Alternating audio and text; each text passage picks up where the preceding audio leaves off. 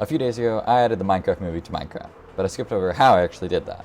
So in this video, I'm going to go over just that. I did not actually record it, which is why I'm playing some Hoplite. If you haven't watched that video, you should probably go watch it first. This is more just going over how I did it for those who are interested. Also, don't worry, a part 2 is on the way. This video is just like a lot easier to make, so I figured I'd just like upload this, but yeah. Okay, I'm going to start by talking about the mod. So most items in the mod were actually pretty easy to make. Like the stick sword was just like it was just like regular like sword, but I just like changed the stats of it a little bit. Because like Minecraft has like some like default like item categories you can put things in, and so for the stick sword I just made it like a sword, but it like had like a little less damage, a little more attack speed, and then I just like changed the texture.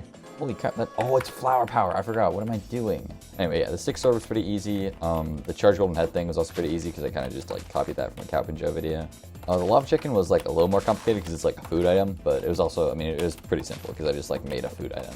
The real difficulty came with making the chained buckets. So for those, I mean, obviously I started with making a sprite for it, which wasn't too bad. Actually, I was actually pretty proud of it because it was like one of the first times I've like actually made like a sprite like fully on my own. I was trying to like shrink like the bucket texture to make it like 16 by 16, but like keep 2 of them there. So that's why it looks a little odd, but at least it's still 16 by 16.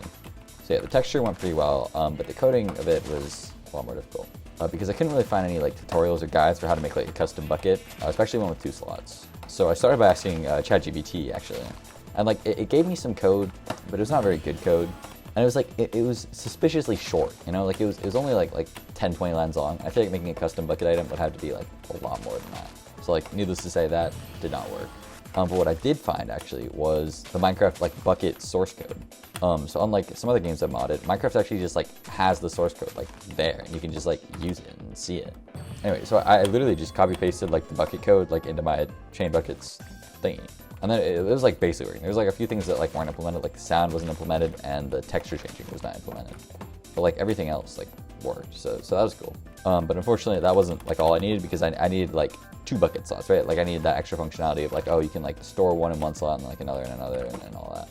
Also, I mean, I mentioned this like a second ago, but I had to like update the texture every time, and it was gonna be a lot more difficult because there are a lot more like textures, right? Because with bucket, you just like it's just like bucket and like lava bucket and like water bucket, and I guess like fish bucket and all, but I wasn't gonna make that.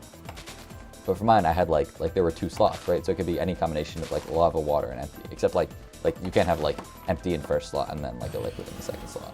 So like I messed around with it a little bit, and actually I did use a little bit of ChatGPT's like logic, and eventually I decided what I was gonna do is like basically like every time they like pick up a liquid, I'll just like change the item that they have. Like I'll basically just like / give them the new item with the new texture, so like I wouldn't have to work with like dynamic textures or whatever. Because I don't even know like how you do that or if that's like possible. I'm sure it is, because like I'm sure there are other items that do that, but for me it was just easier to like basically just replace the item with like a new item with that different texture.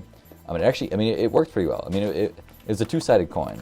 Actually, I don't know why if they say that, because all coins are 2-sided.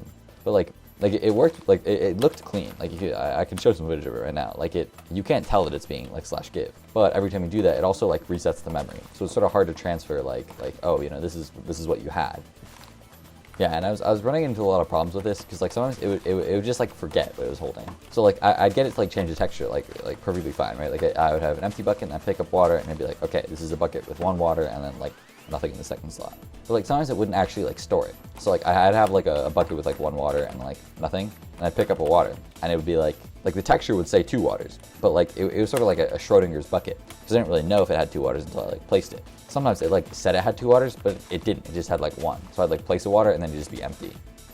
Or sometimes it was like 2 waters, or it said it had 2 waters, but it was actually just like a lava. So I'd place it and then it would be like a lava. I don't know. It was really messy, and I don't know why it was that messy because like I knew the solution, but like it just wasn't working. Eventually I figured it out. But I did have to add a little bit of like custom logic for like obviously like keeping the second slot because I wasn't gonna find any tutorials on that. But yeah, eventually it worked. Okay, I'm definitely very cooked in this game. Okay, maybe not. Well, I still am, but do I have lapis? I might go caving for a second just to get lapis. Oh, and it's only 1 row of hearts. Wait, that's so weird. Also, I mentioned this in the video, but like I actually tried like really hard to get the Kadoosh sound effect working, and it just like wasn't.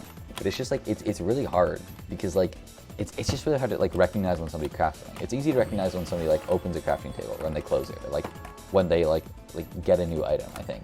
But like it's really hard to recognize like that moment that you're like in the crafting table and you like click craft, you know? Like Like it's really hard to tell like this moment. And I mean I just couldn't find a way, so I don't even know if it is possible. And since it was like something I could add in post, I did. But that was the only thing I like actually like cheated a little bit in. Okay, so that's actually like all there was on the modding side. It really wasn't that difficult except for the chain buckets. All right, so now let's talk about the resource packs. So the packs are also pretty straightforward. I just sort of like downloaded like a 1.21 default pack, which had like every single texture, and you can just go in and like change the ones you want. So it's nice because it was already structured, so I didn't have to like go in and like learn how to actually make one. I could just like go in and change the textures I wanted. Oh, I died of fall damage. Okay, yeah, and solo is not queuing up. All right, looks like we'll just play some duels for now. Oh, I forgot I made this cards kit. Anyway, yeah, the packs were pretty good. I just sort of like photoshopped most of them. Like I just for the portal I just like went into Photoshop and just like added like a blue like adjustment layer. And then for the pink sheep as well, I think I messed around a little bit with the settings, and then I drew my own textures for like the faces, which is why they looked not great. Oh, I still got it. Jeez. The languages are also pretty simple. At first I tried adding them with mods, but it turns out like you can also just like add them with a resource pack. And I think you can also add them with mods, but like I just like struggled and I couldn't get like the formatting right. So yeah, I just decided to add them through the resource packs. You can only add one language per pack, which kind of sucks. So that's why there's a separate one for anti-establishmentarianism. But yeah, that was pretty simple. And yeah, for part 2, I'm thinking, I've seen a lot of suggestions for like the spear, the cube, and a few other things, which we'll see. If it's too complicated, like I might not be able to add it through mods because like, I don't know, I mean, like I said, most of the things that I added through mods are not that difficult. Okay, I'm low-key getting cooked because I'm missing my cards. Alright, GG's. But yeah, I think that's everything. I've made the mod and resource pack public, so if you want to play them, you can. It's 1.21 Fabric. You need Fabric API for the mod. The resource packs the resource packs are going to say they're for a different version. I don't know why they say that, because they are for 1.21 and they work. But yeah, you should be able to mess around with them if you want. Yeah, part 2's on the way.